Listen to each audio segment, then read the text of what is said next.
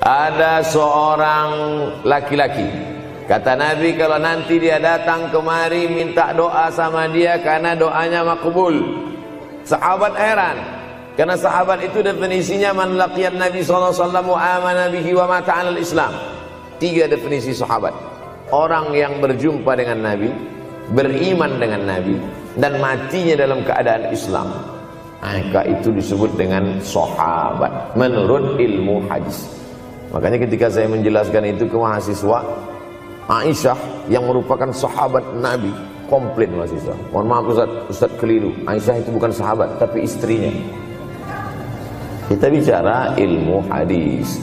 Makna sahabat, man laqiyan Nabi, berjumpa dengan Nabi, wa amana bihi, beriman dengan Nabi, wa mata 'alal Islam, mati dalam keadaan Islam.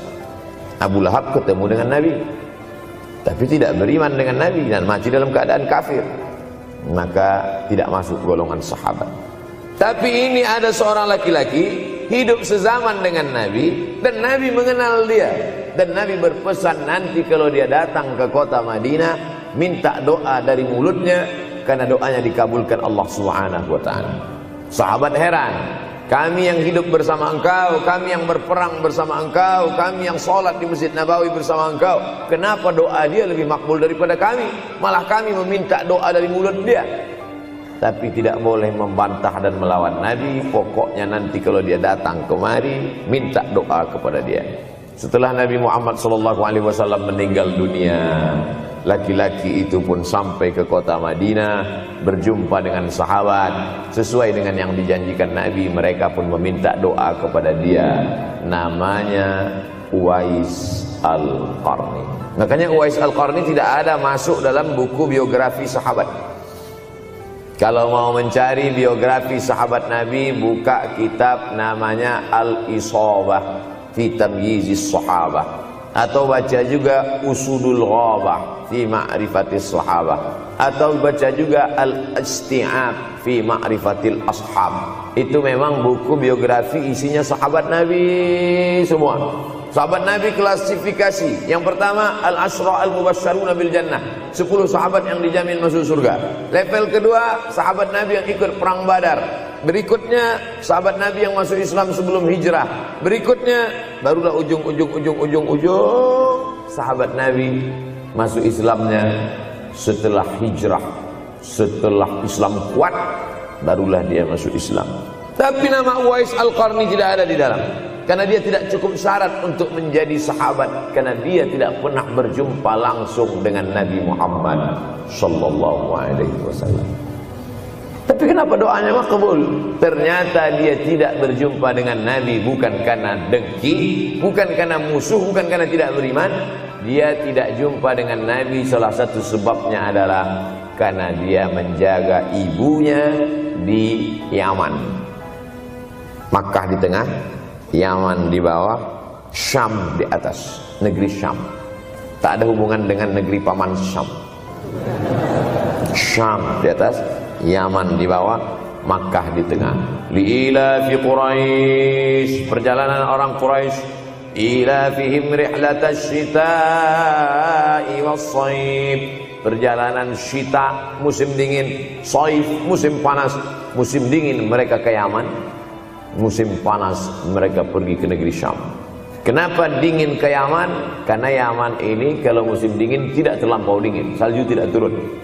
Kalau pergi ke negeri Syam, salju turun.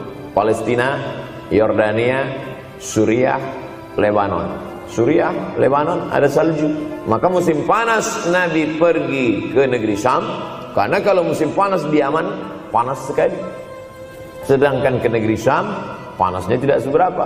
Perjalanan orang Arab Quraisy ini diceritakan Allah, di negeri Yaman itulah tempat kampung Uwais Al-Qarni. Tidak sempat dia berjumpa dengan Nabi, tapi doanya lebih makbul daripada orang-orang yang berada bersama Nabi, karena keutamaan berbakti kepada ibu. Kalau sama ayah boleh ngelawan Pak Ustaz? Enggak juga. Jangan ini nanti dijadikan dalil. Kamu kenapa lawan bapakmu? Ada seorang laki-laki. Ini kadang jamaah pandai motong-motong ceramah saya, hanya untuk mencari pembenaran. Sedangkan kita ngaji ini mau mencari kebenaran. 1000 dalil bagi orang untuk mencari kebenaran, tapi ada 1001 hujjah untuk orang yang suka mencari pembenaran. Nah, jadi kalau saya bicara tentang ibu, sesungguhnya ayah sudah masuk. Karena tanpa ayah kita juga bukan apa-apa dan bukan siapa-siapa. Walaupun jatah ayah sepertiga, sedangkan ibu lebih daripada itu. Man ahaqqun nas bi husni suhbati. Siapa orang yang paling layak mendapatkan baktiku ya Rasulullah? Ummuka. Summa man, siapa lagi? Ummuka. Summa man, siapa lagi? Ummuka. Summa man, abuka. Itu yang menyusun itu Nabi SAW, bukan saya. Itu makanya ibumu, ibumu, ibumu, bapakmu. Kenapa Nabi 3 kali? Kenapa Nabi menyebut laki-laki 1 kali, perempuan 3 kali?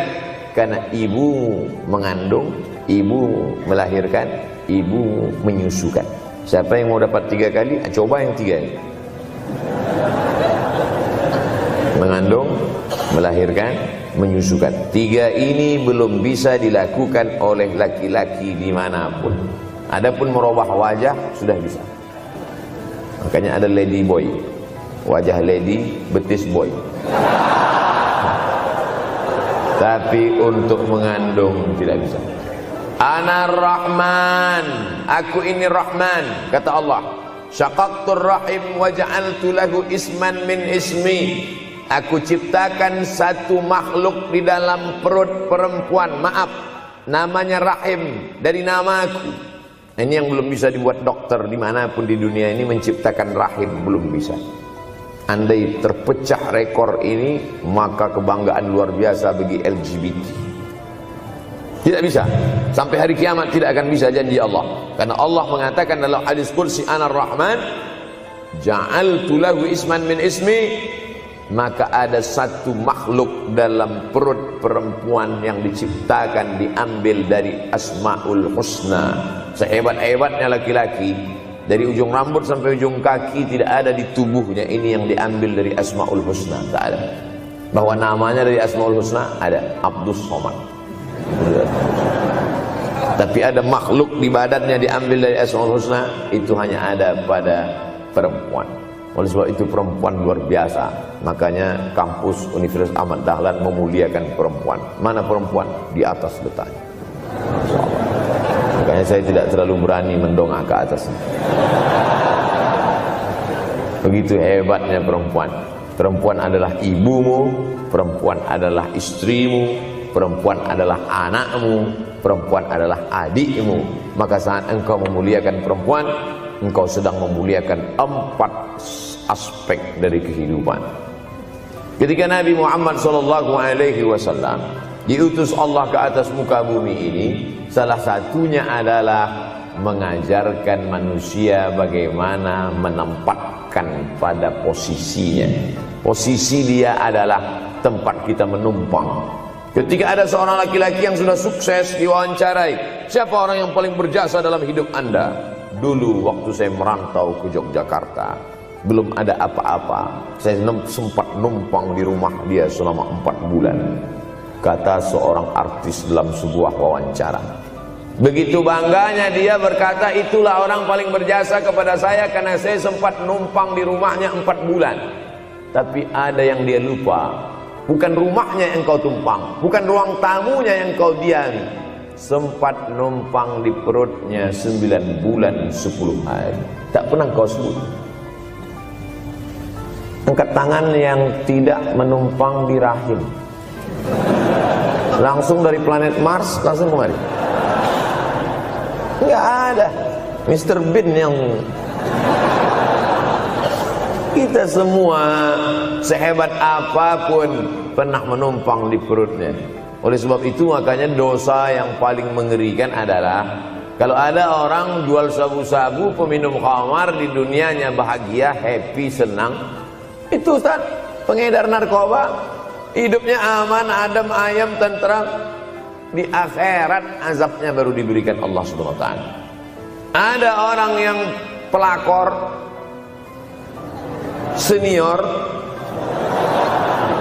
Tapi hidupnya di dunia senang-senang saja. Di akhirat nanti azabnya ditunda. Namanya istidraj. Istidraj diambil dari kata daraja, tertunda. Azab yang tertunda. Sudah jadi judul sinetron. Azab yang tertunda. Tapi ada satu perbuatan dosa yang pasti di dunia dirasakan. Apa itu? Durhaka pada orang tua. Orang yang durhaka pada orang tua, di dunia dia tetap dapat, di akhirat dapat sekali lagi. Itu janji Rasulullah SAW. Tak terang lagi. Memang berat. Rasulullah itu kan akmalul khalqi, orang terbaik. Dan Rasulullah mengajarkan orang itu birrul walidain, terutama ibu. Uwais Al-Qarni itu menangi Nabi. Saya ulang lagi, Uwais Al-Qarni itu menangi kanjeng Nabi. Kok kira orang menangi? Beliau seperiode dengan Nabi. Tonggo-tonggone kabeh wis do sowan kanjeng Nabi. Nangis. Nangis nangis. Karena diceritani wong do ketemu Rasul. Tapi setiap pamit ibu egois banget. Ibu Uwais Al-Qarni ku egois, pol egois. Le cung. Dulu kan jauh ya, artinya perjalanan kan mesti lama. Posisinya di Yaman. Kila di Irak, ya Yaman lah ya, itu Yaman atau yang dekat perbatasan Irak atau pokoknya kawasan situ. Pokoknya aduh. Ibu ora bareng. Mau nangis Mas. Ibu nak pengen ditinjuk gendong, ora mau njuk nuntun, juk gendong. Akhirnya Uwais Al-Qarni iktifa be ajarane Nabi. Piye-piye ngapi ibu iku ajarane Kanjeng Nabi. Aku ora ketemu Nabi tapi nglakoni ajarane Nabi. Iku gati ning ibu. Kabeh kancane tanggane do sowan Uwais Al-Qarni. Tapi apa yang terjadi? Justru ketika khalifah Kanjeng Nabi sepuh-sepuh sering ngendikan, ya Umar khairul qurun Uwais Al-Qarni, sampeyan periode terbaik ana umatku jenenge Uwais. Kowe nak ketemu njaluk donga. Jari Umar, kalau ketemu dekne alamate napa? Dekne iku tau di penyakit baros. Yuk ngilangi pangeran terus dilangi kabeh ila mau diadir kang kecuali sak koin. Kok pangeran itu senengane ge iling-iling anak ilang blas sawangane kok nanti penyakit. Nak wong saleh kok penyakit sawangane kok dongane ra mandi. Jadi ku pangeran. Lare koyo kula barang iku salahno. Kula nu nak donga mandi. Tapi kula yo donga kadang ra mandi, termasuk dongane wis sugih ora mandi. Mergo nak mandi kok berarti aku dijaliki tanggung jawab pangeran iku gara-gara kowe dongane sugih saiki katut wedokan. Iku salah kan. Lane kula seneng nak ra mandi. Mesti over nak kowe mandi sugih. Over tak jamin. Ya orang ono ya. Terus wonge iku matane biru. Pokoke disifati mbek Nabi. Orangnya dulu hidup di Koren, sekarang hidup di sini.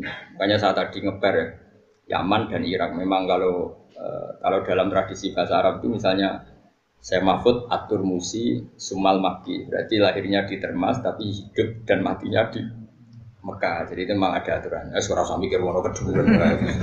Tapi ini kan disiplin ilmu, makanya saya utarakan. Singkat cerita, Uwais Al-Qarni itu nggak pernah ketemu Nabi, tapi malah dipuji Nabi orang terbaik di era tabiin adalah Uwais Al-Qarni. Dan Nabi pesan ke Sayyidina Umar kalau kamu ketemu harus minta doa ke dia. Singkat cerita, ketika Umar itu jadi Amirul Mukminin. Saya ulang lagi, ketika Umar jadi Amirul Mukminin tentu Rasulullah sudah wafat, sudah intaqala ila rafiqil ala. Kalau dalam bahasa resmi orang-orang soleh itu nggak boleh membahasakan Nabi mati, tapi istilahnya intaqala ila rafiqil ala. Jadi Nabi sudah dipindah di alam yang lebih tinggi. Tak terusno cerita Uwais Al-Qarni. Uwais Al-Qarni singkat cerita sampai Rasulullah wafat atau intaqala ila rafiq. Nah wafat masih bagus. Intaqala ila rafiqil ala. Niku buatan kepan. Ketika era Sayyidina Umar jadi Amirul Mukminin, terus setiap ada tamu dari Koren itu kampung halamannya sinten, Uwais pasti ditanya, hal fikum Uwais Al-Qarni? Apa di antara kalian ada Uwais Al-Qarni? Lama-lama saking mangkeli hadirin sering ada pertanyaan gitu dari seorang presiden. Sesuai takut.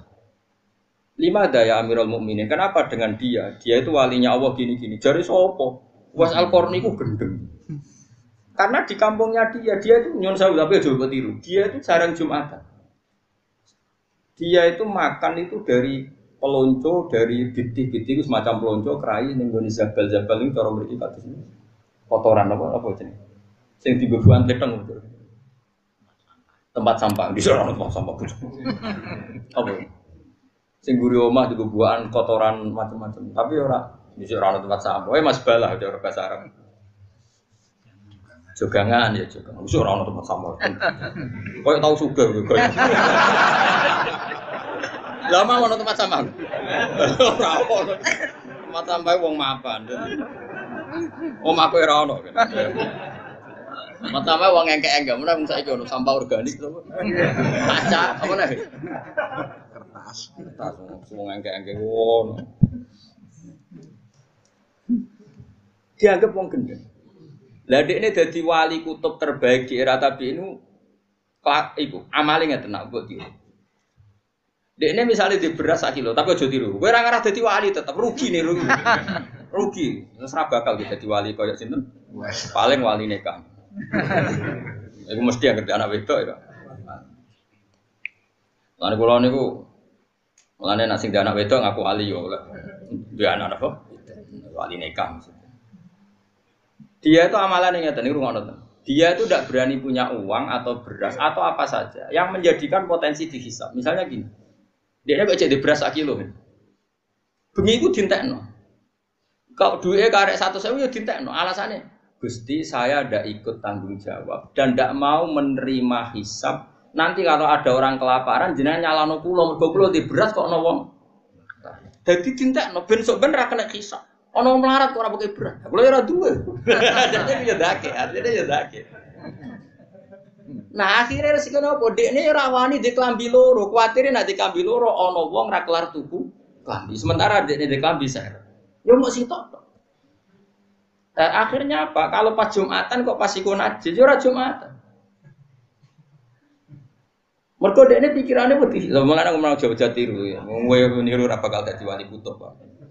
Paham? Wes walhasil. Lah dekne yo mau mangan barang sing diperebutkan. Dagangan senajan to halal itu sesuatu yang diperebutkan, tapi nek wis didakok ning sampah. Artinya yang punya saja ikrot, yang punya saja ingin membuang. Ini pasti halal. Mau jadi tiru tak bulan balik aja. Lha kene kan cerita wong saleh ora perlu niru, Kak. Wis penting seneng wong saleh ora perlu niru. Saleh ngene-ngene ora perlu tiru. Niru saleh sing sugih, sedekah kaya Abu Bakar lha iku tiru. Tapi sugih sih. Padha angel lho asline. Kowe ngidolakno Abu Bakar sing ngamal ning Nabi, syaratnya sugih sih. Lho umur-umur sakmene ya abot. Lho ngamal Abu Bakar ning Nabi ku miliat kang ora trimo. Kalau nanti ngitung sedekah Sayyidina Utsman perang Tabuk itu sekitar 16 miliar. Jadi bisa usum nang Nabi ora usum salam tablet 1 juta 2 juta miliar. Tiap niru ngono. Wah niru kowe Gus, dia sugih sih. Milih dia pe mangan. Ayo milih.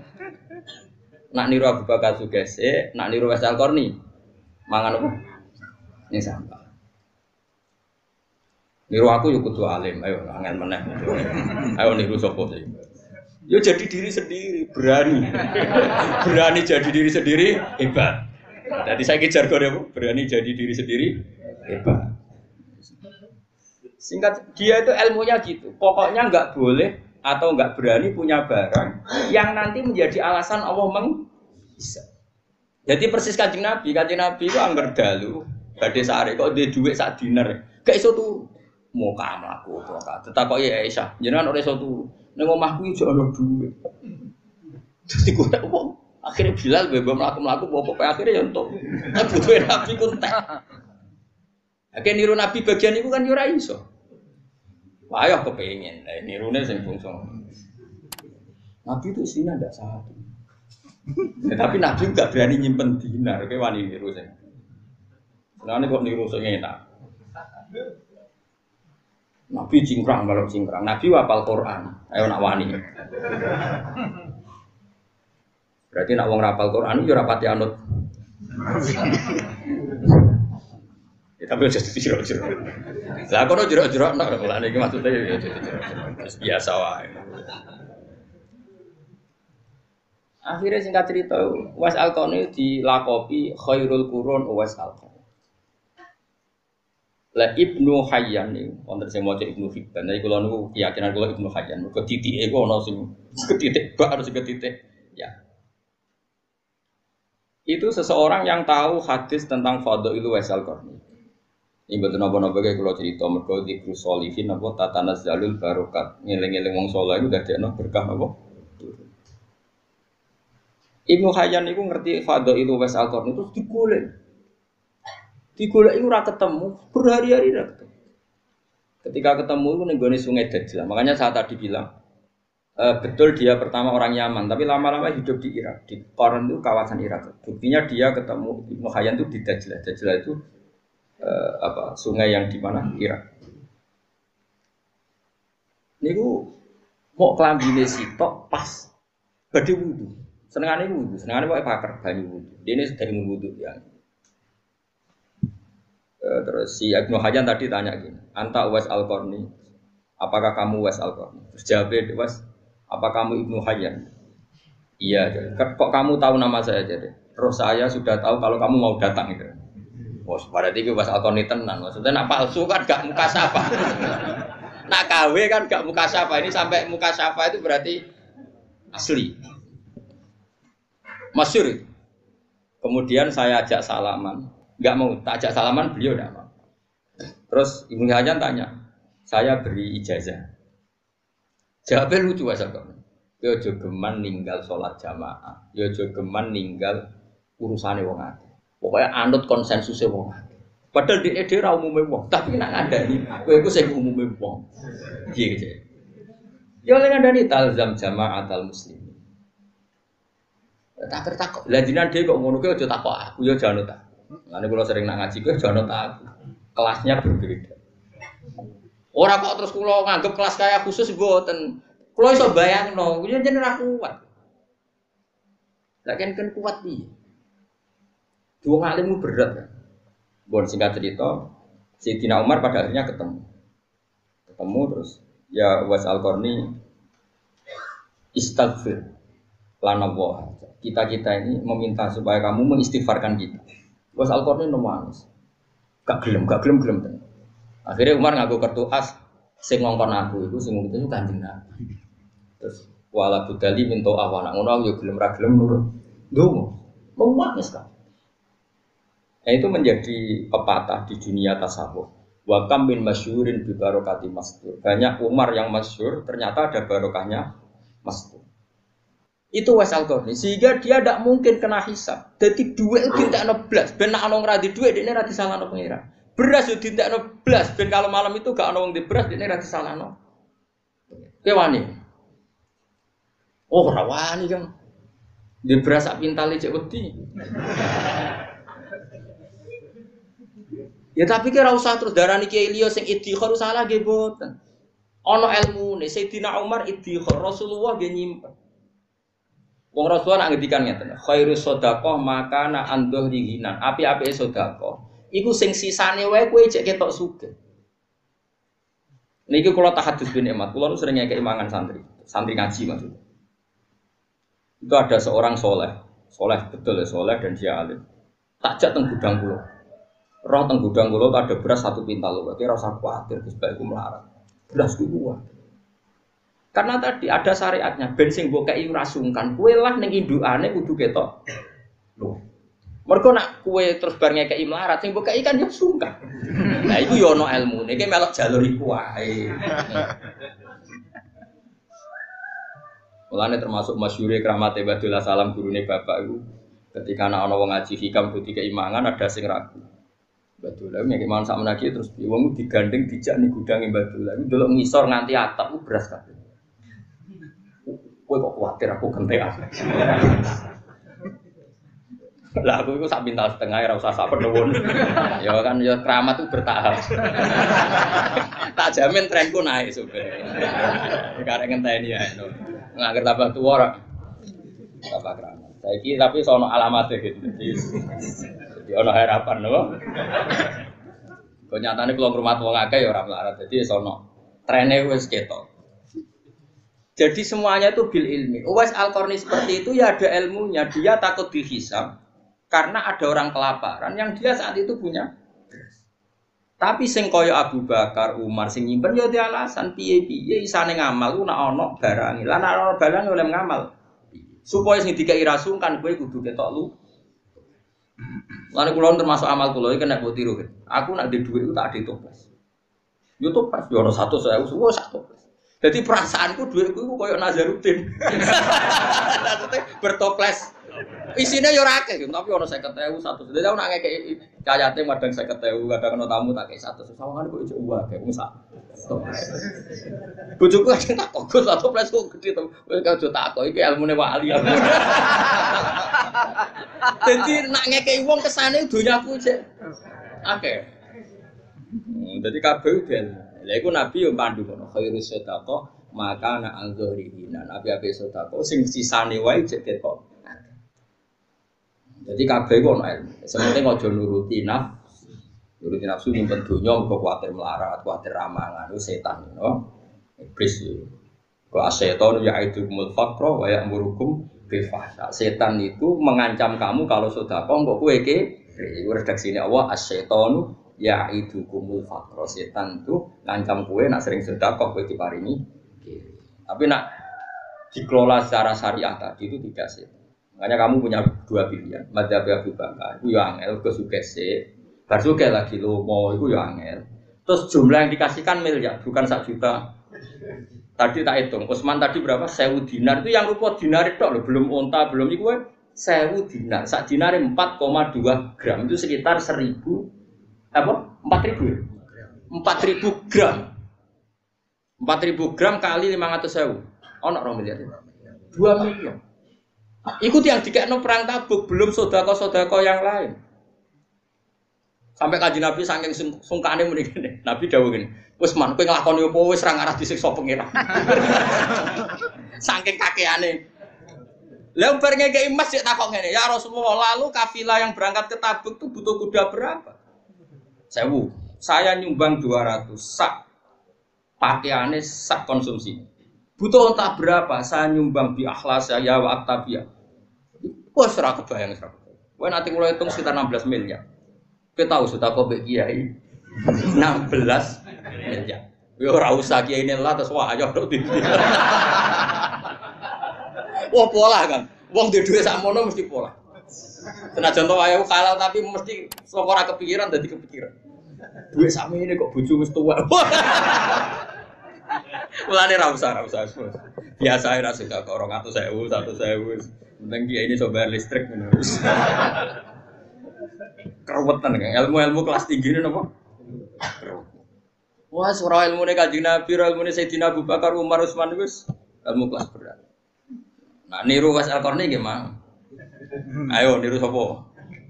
Jadilah diri hebat. Kita bangsa yang berkarakter.